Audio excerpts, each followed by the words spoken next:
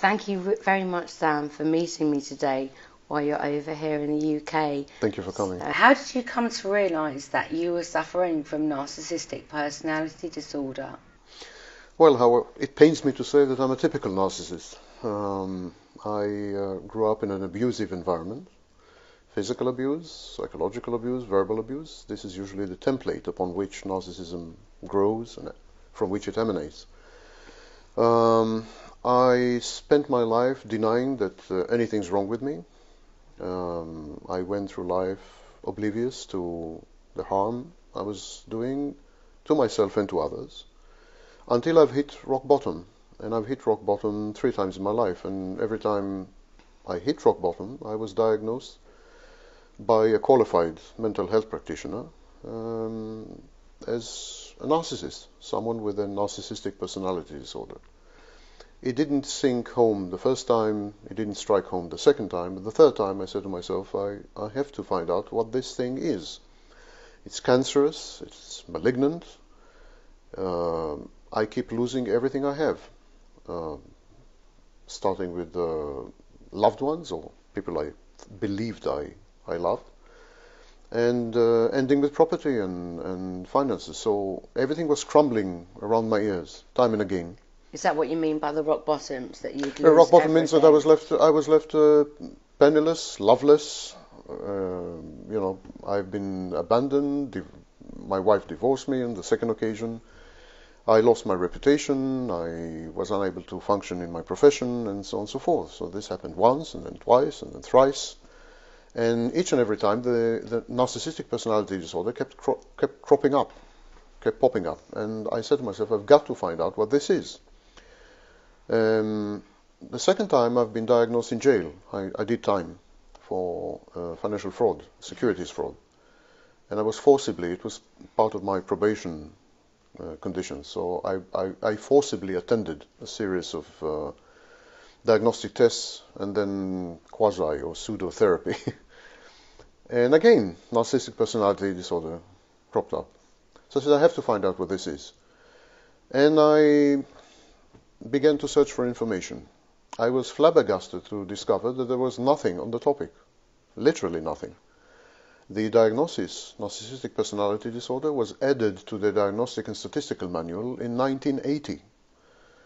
That's quite recent. Quite recent in scholarly terms. There have been 2 books on the subject. One of them, a popular colloquial discourse by Alexander Lowen, and another one written in 1974, totally inaccessible, arcane language. No one understood anything. Hopefully the author did, because presumably no one else did. And the guy was Kohut. He was a very famous psychologist, and so on. And then there were people like Scott Peck, who conflated narcissism with evil and God and right and wrong and other metaphysical nonsense. So there was no help there. There was nothing there. I had literally to invent the language with which I could describe my own experiences. At the time, I didn't have any aspirations as an authority on the subject. I just wanted to understand myself. Yeah. So I kept observing myself, introspection, and I had to invent the language with which I could describe my inner processes, my inner dynamics. This language later became widely accepted, and today it's part of the scholarly discourse. But at the time, I had to invent it. And then I went on the internet, and internet was at its inception. It was a very new phenomenon. I started to look for like-minded, sufferers, and no one would come forth. But many victims came out of the woodwork. Yeah. Family members, spouses, children, neighbors, colleagues, parishioners, you name it. Thousands upon thousands. Within less than a year, I had 20,000 members. Oh my goodness. And in the internet at that time, we're talking 1997, there was no internet. And yet there were 20,000 members. And within 4 years, there were 60,000 members. And within 4 years, there were numerous other groups, which put together would possibly amount to 1 million members, To this very day, there are dozens of groups which cater exclusively to victims of narcissists. Gradually and very, very slowly, people began to admit that they have been diagnosed with narcissism, so I had access to other narcissists, and I began to cull up their experiences and put everything together and try to systematize. Then I started to correspond with therapists, and then with social workers, and then with, the authorities, and so on and so forth.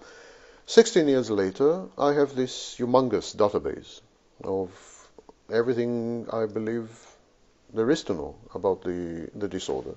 Thus, the bulk of it, not reflecting my own experiences, but extracted from other people's. Mm-hmm.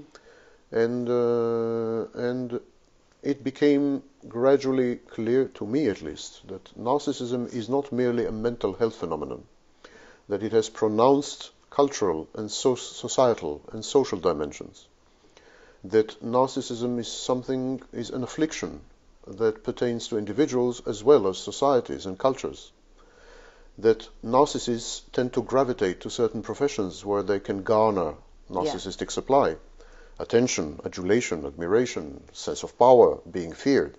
So narcissists and psychopaths are overrepresented in professions such as politics, the clergy, show business, the media, no offense, and so on. So we were now talking about job characteristics, whole careers, entire professions. Mm-hmm.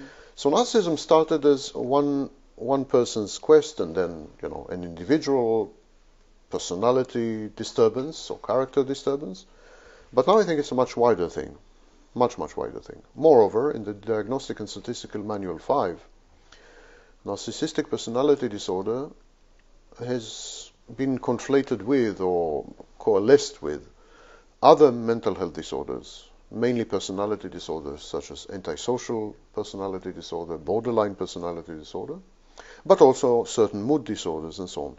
So now narcissism is integrated and is an integral part of other mental health disorders. For instance, bipolar disorder has a pronounced, a very clear manic phase, where there are very strong narcissistic manifestations. Asperger's or other autism spectrum disorders, they have problems with empathy. They have problems with communication. So it's also narcissistic. Borderline is usually comorbid, co-diagnosed with narcissism. Would you say that there's a spectrum of narcissism?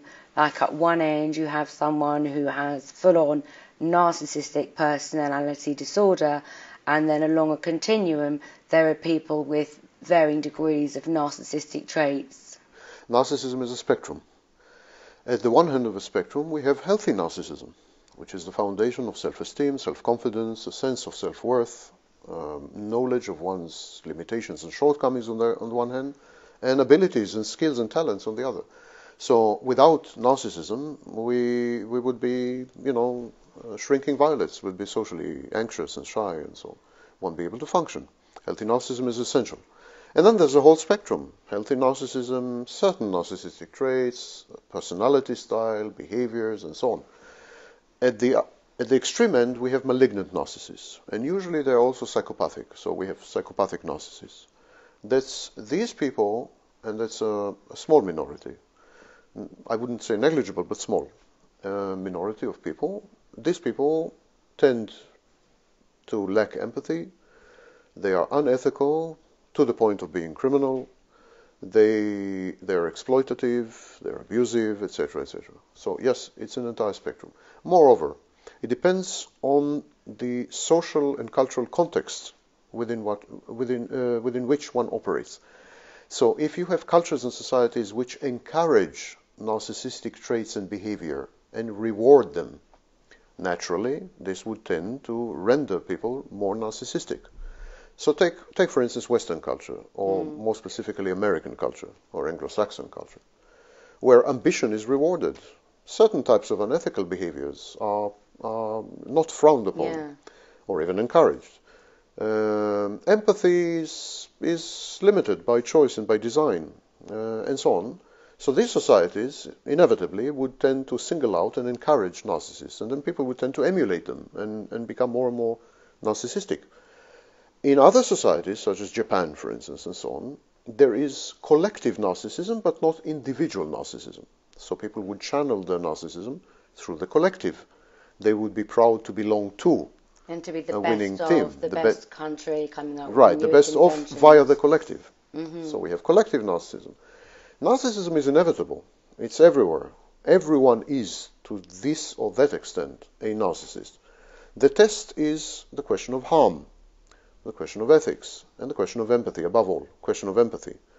Are you able to empathize despite the fact that you seek self-gratification, despite the fact that you are in need of narcissistic supply?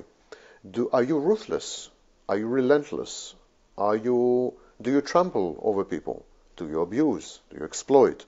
Can you sympathize with other people's needs, priorities, emotions, fears, and so on?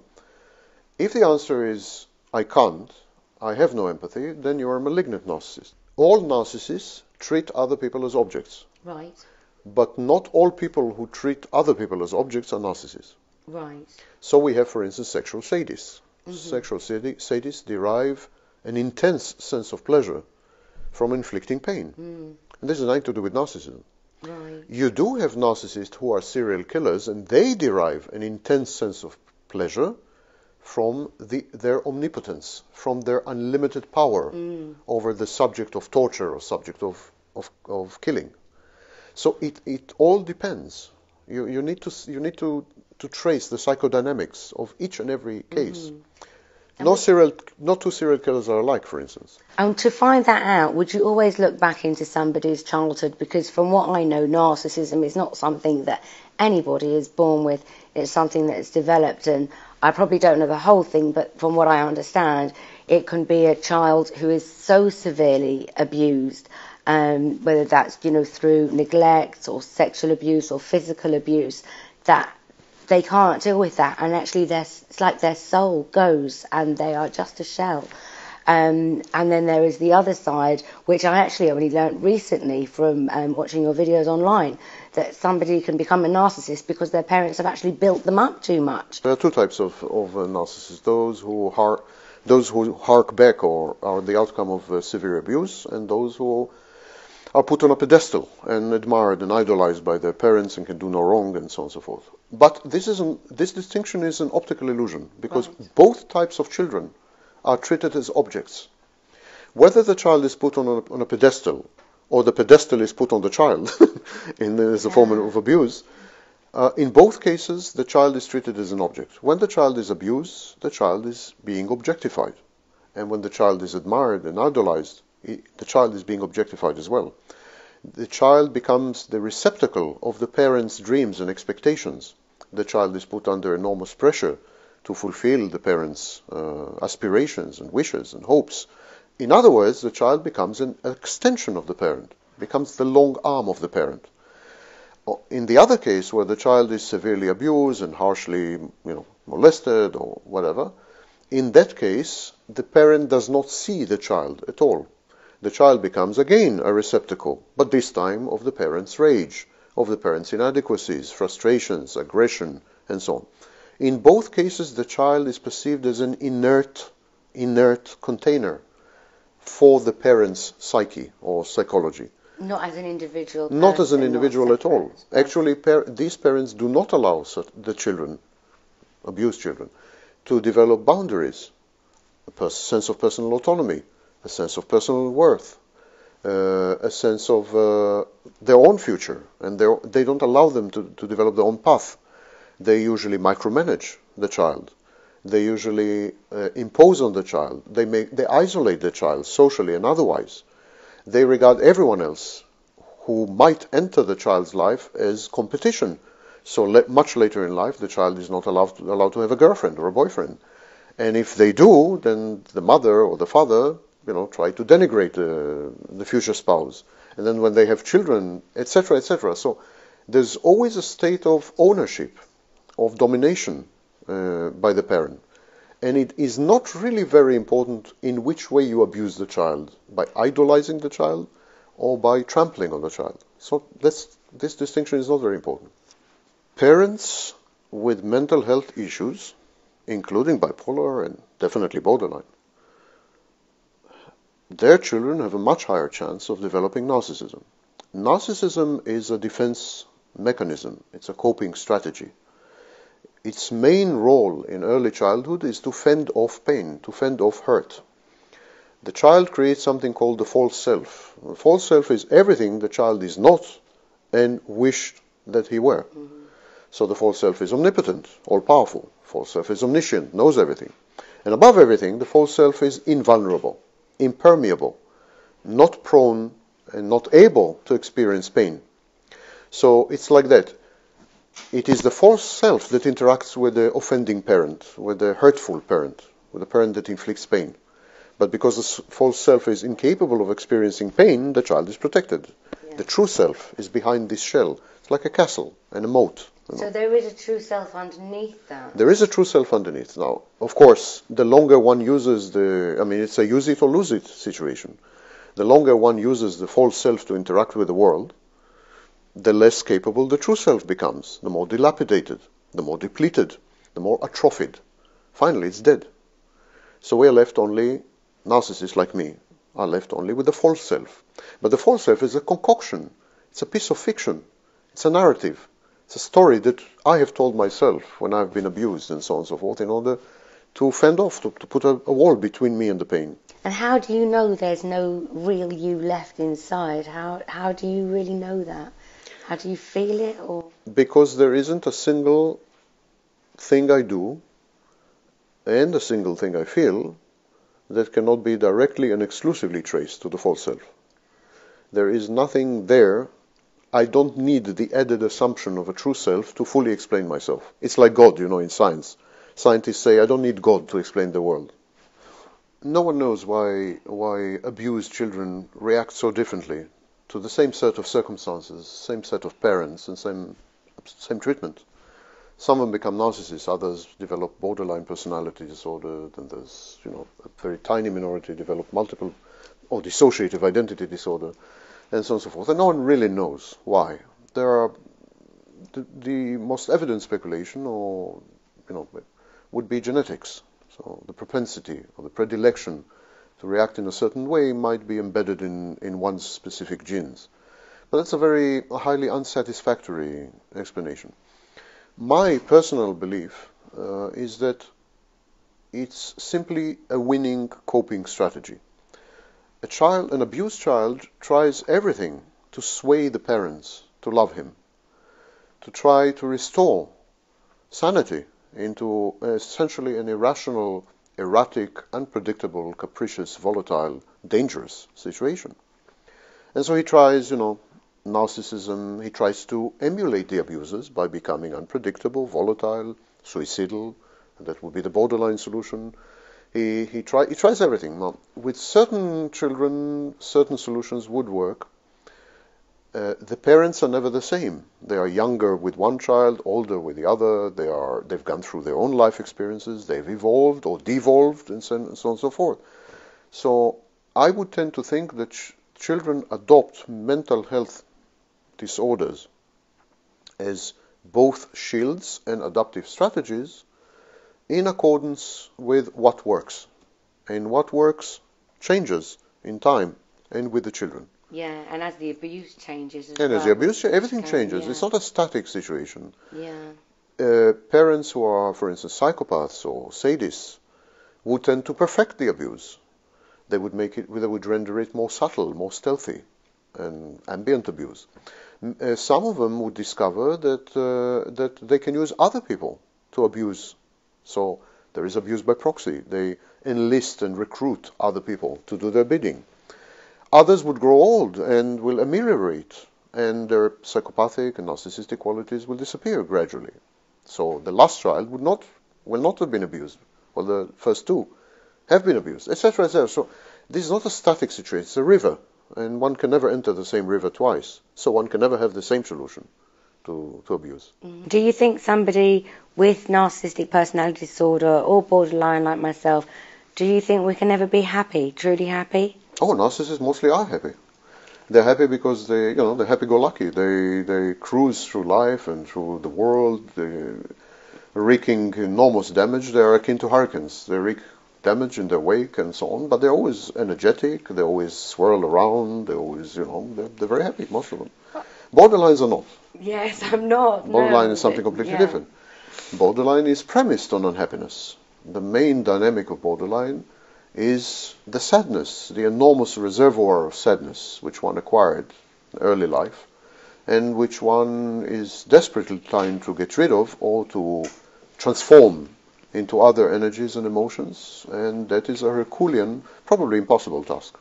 I've been claiming for a long time now that narcissism, borderline, other cluster B personality disorders are actually private cases of dissociative identity disorder. They're private cases of multiple personality. Right. Yeah. I think people with, for instance, borderline and narcissistic traits actually have two personalities. One is the protector. The protector is the narcissist. The role of the narcissist is to make sure that the crazy borderline will not kill the organism, will not kill both of them. It's very common in multiple personality where there is one personality which protects all the others. Usually that personality also communicates with the outside. And so this would be my explanation for this combination. Don't forget also that I don't need to tell you that the predominant psychodynamics of borderline is abandonment anxiety. There's enormous fear of abandonment anxiety. Now, one way of avoiding abandonment anxiety is by saying, I'm impervious to abandonment, I don't care about abandonment. I will never be abandoned because I'm perfect, I'm brilliant, I'm omnipotent, and who would want to abandon someone like me? I mean, it's inconceivable that I should be abandoned, and so on. So the narcissist also tries to change, the narcissist in a borderline also tries to change the abandonment anxiety dynamic, and therefore the attachment style, the way the borderline bonds. These type of borderlines would sometimes bond with other people as borderlines, and then they would experience huge abandonment anxiety. They would be constantly afraid to be dumped. Mm-hmm. They would become codependents. They would be clinging and needy and volatile and erratic and I don't know what. And finally, they will develop suicidal ideation and will attempt suicide. And many of them choose to bond as narcissists, because when they bond as narcissists, all these risks don't exist. Narcissist is a protective Teflon layer between them and life, them and actual abandonment, them and pain.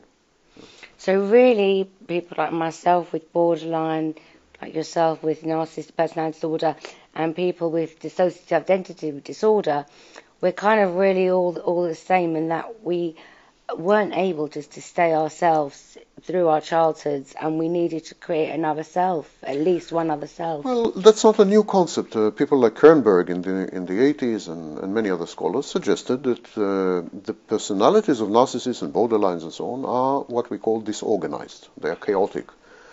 I prefer to use the term fragmented. They are fragmented. Each fragment of an otherwise what should have been normal personality, each fragment attains its own personality-like traits and characteristics and functions pretty autonomously. Now, we have this galaxy of shredded personality, with this galaxy of shreds of personality. Shrapnel, it's like a bomb exploded and we have these shrapnels. And each element interacts with the environment and with other people in a different way. Each element develops gradually a function which reflects its strengths and capacities and so on. In the case of borderline narcissist, the narcissist, as I said, protects the borderline. The borderline bonds where the narcissist cannot. So the borderline makes the initial contact and experiences the emotions. But once the emotions are clear and strong, the narcissist takes over in order to fend off the hurt and inevitable pain, and so on. These are very complex dynamics of personalities which were shattered by experiences which the child at the time deemed unsustainable, and the child could not cope with these experiences. I'm really grateful that you gave me your book, and I'm so looking forward to reading it. Thank you. Just before, I might find some answers for myself in there, just for anybody else, whether they have narcissistic personality disorder solely, or they have the traits as part of borderline, or what can they do? Of course, therapists are self-interested. They are selling a product and a service. So they're bound to tell you that the product and service will be helpful and useful and so on. It will not be. There is no way to cure or heal or glue together this fragmented, shrapnelled personality. The blows in early childhood and early adolescence have been so massive that the cracks are unfixable. The edifice has crumbled. There's no way of putting it back. It's Humpty Dumpty. What can be done, to some extent, is behavior modification. Counterproductive, self-defeating, self-destructive, and socially unacceptable or antisocial behaviors can be identified, and techniques and strategies can be learned on how to modify these, how to alter them in a way which would render them partly socially acceptable, and definitely not self-defeating and self-destructive. With regards to other aspects, there's medication. So, for instance, depression can be treated with medication. Obsessive-compulsive disorders can be treated with medication. So if you put together medication and very modest goals for therapy, when modifying 1, 2, or 3, or 5 behaviors, which have proven over the course of your life to have damaged you, if you put these two realistic goals together, you might end up being marginally better off than you are. No one can fix who you are. A personality disorder is a disorder of your entirety. It's a disorder of all of you. It permeates every single cell of your being, of your psychology, your psychodynamic. There is no way to change all of you. There are ways to change some behaviors and some traits, but never all of you.